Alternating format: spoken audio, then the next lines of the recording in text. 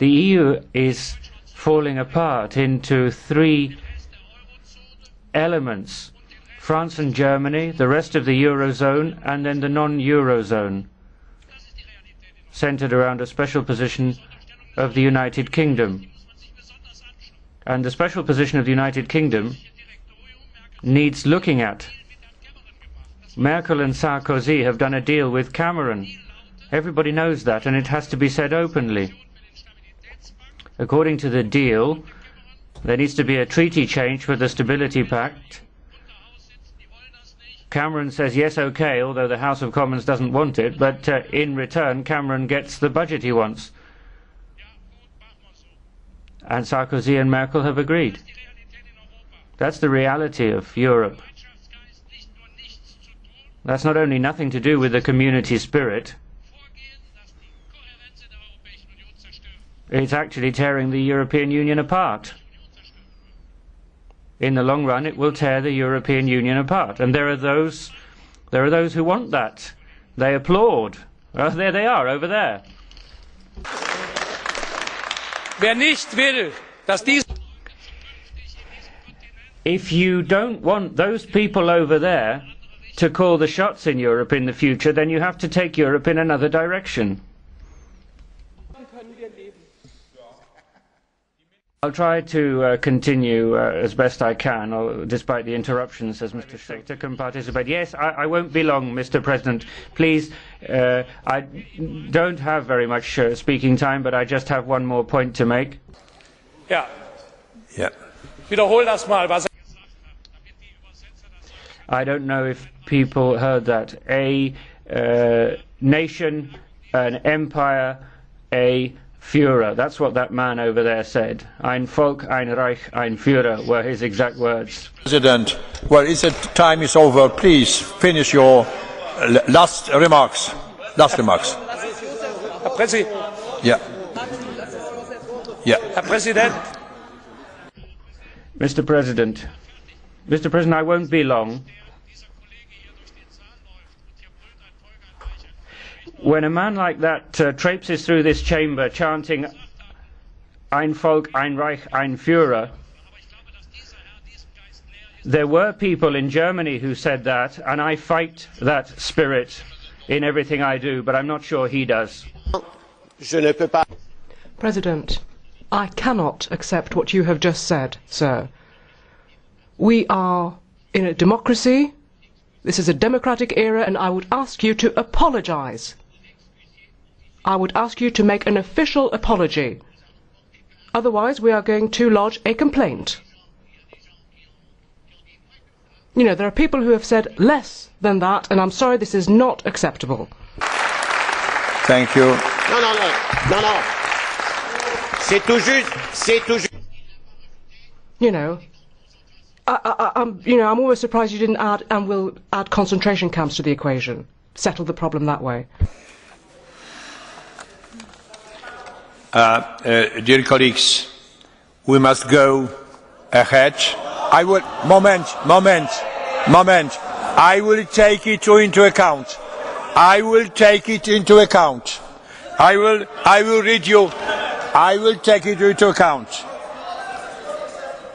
The President shall call to order any member who disrupts the smooth conduct of the proceedings or whose conduct fails to comply with the relevant provisions of Rule 9. So I will ask you, colleague, to apologise to the Chamber. Views expressed by Herr Schulz meet the case. He is an undemocratic fascist.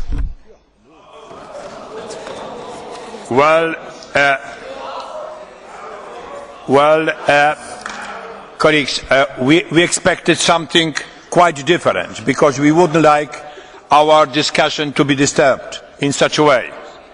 So I will call you, colleague, to the meeting with me, and we must take decision for the next steps. Thank you. Sorry. Sorry? So it is impossible to keep our discussion in such an atmosphere. Well, is it possible here? Colleague, as you see, the chamber is protesting very deeply against your behavior. And can I give you? It is article number 152, point number 3. I will read it. I will read it in my mother tongue. W przypadku zakłócania porządku lub kolejnego naruszenia.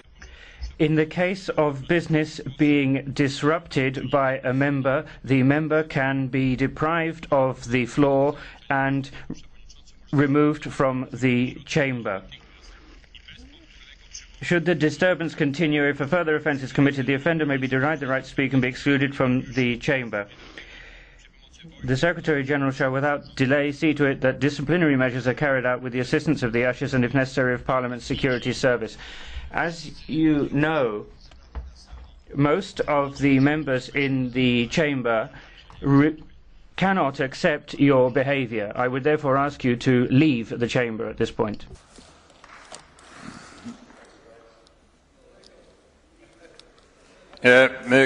Koleżanki I koledzy.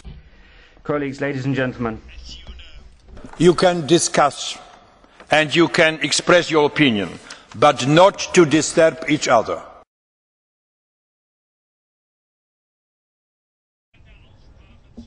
During the debate on the European Council, an incident occurred. I don't want to elaborate on that incident because I was the target of an insult. Now, there are various levels on which I can't be insulted and which I don't feel as an insult, because you really have to actually have a certain degree of passion to your insult for it to actually affect me. But I would like to express my thanks for the innumerable signs of solidarity that I have received. I'd like to thank colleagues from all political groups. That is a sign of our shared democratic and European values, because the vast majority of members of this House share them, and thank you very much for that.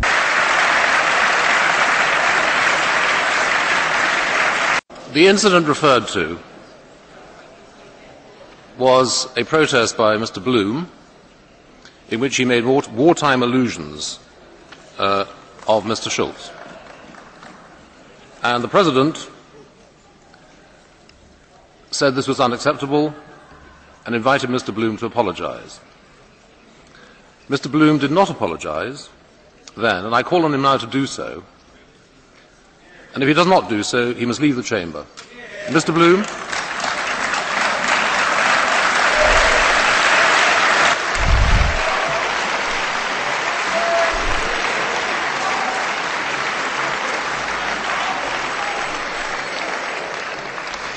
Yet again, there is one rule for Herr Schulz and one rule for everybody else. This is a disgrace. I have been re-elected to vote in this chamber by the people of Yorkshire, your own constituency I might add, with a democratic mandate which you do not enjoy, Mr. President, yourself, because you switched parties and they voted for the Conservatives. I have no intention of apologising. I have no intention of leaving this chamber. You must have me escorted out, sir.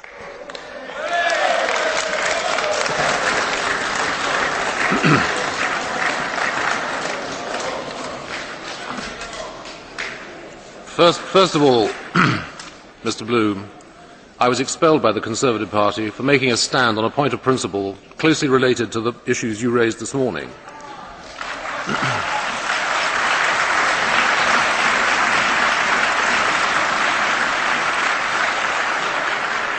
Secondly, you have not apologised for language which is wholly inappropriate to the European Parliament, and I ask you to leave.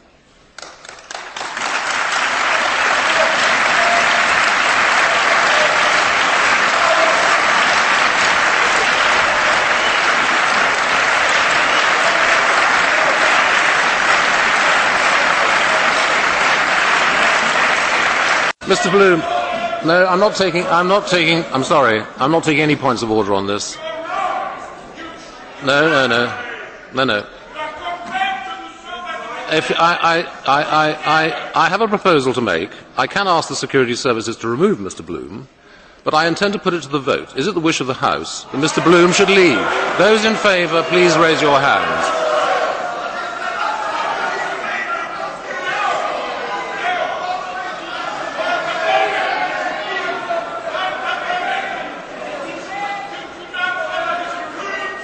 Thank you. Those who wish Mr. Bloom to stay, please raise your hands. Those abstaining. Now, Mr. Bloom.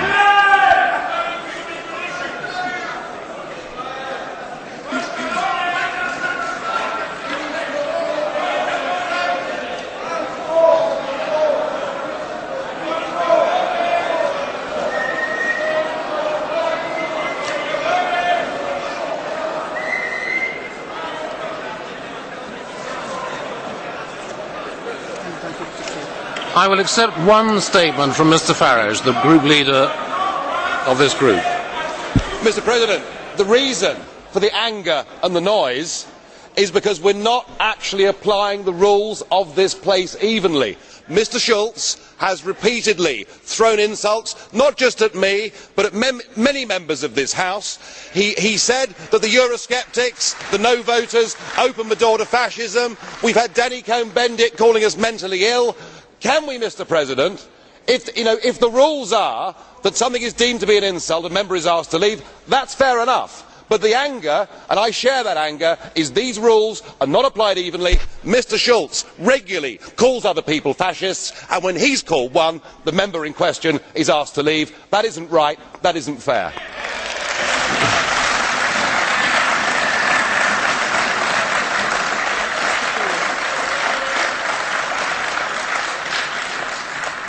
Mr. Farage, I don't want to prolong this, but can I just make the observation that this is incorrect. What Mr. Bloom said in two interventions, one from the floor and one from his place, both were heard by many people, and both were unacceptable in parliamentary terms. The House wants Mr. Bloom to leave. That's its expression. If he does not do so, people will infer from that his attitude towards the democratic process. Mr. Bloom, I'm going to invoke Rule 152. If you will not leave, I'll have you removed. I've discussed this with the President, and I have his support for this. Right. Thank you. Mr. Dole, you wanted to intervene. Monsieur le Président. President, if you would allow what I said this morning, it's unacceptable the way in which Mr. Bloom has behaved. Secondly, we're in a democratic parliament. We decided democratically, Mr. Bloom, that you should leave the chamber. Please do have the honor that the request of Parliament be obliged, and please leave the chamber. Under Rule 1524, I regret that this incident is obstructing the good business of the House. I therefore intend to suspend the sitting for 5 minutes. The sitting is suspended for 5 minutes.